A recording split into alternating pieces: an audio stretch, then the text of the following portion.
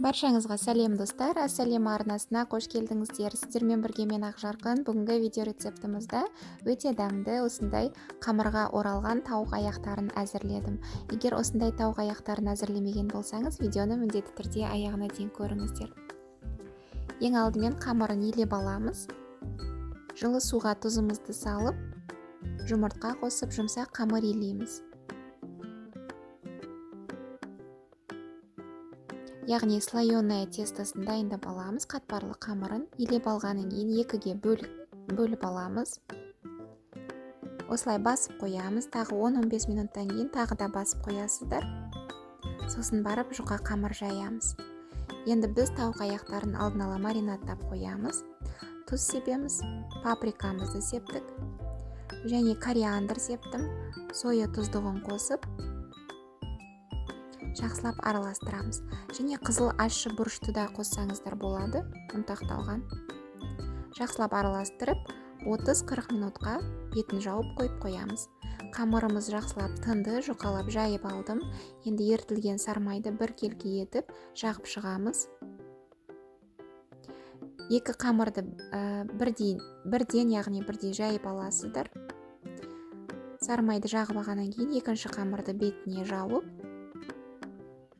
және екінші қамырдың үстінен де сармайды жағып шығамыз.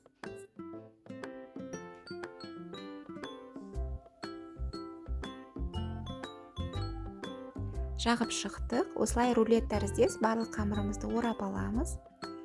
Дөңгелектеп, тарелкамызға салып, бетін пищевой пленкамен жауып, 30 минутқа тоңазытқышқа салып аламыз. Немесе мұздатқышқа да салсаңыз болады. Арасында сармайымыз қату керек. 30 минут өтті.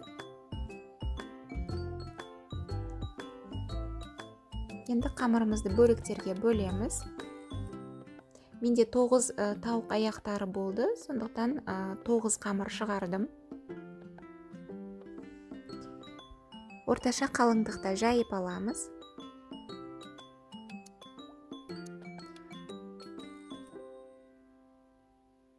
Және бізге пияз керек болады. Бір пиязды аршып, осылай турап алдым.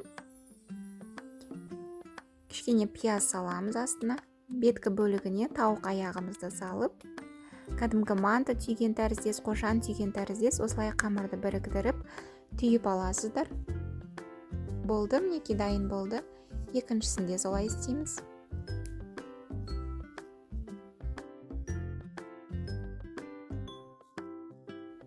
Барлық тауық аяқтарымызды осылай қамырға орап түйіп алдық.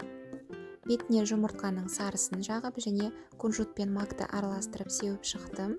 Бастапқыда пешіңізді, яғни духовкаңызды қыздырып аласыз. 150 градусқа қойып, алдымен 20 минут 150 градуста ұстаймыз. Одан кейін 180 градусқа көтеріп, 35 минут ұстаймыз. Сонда жалпы минутты 55 минутта піседі.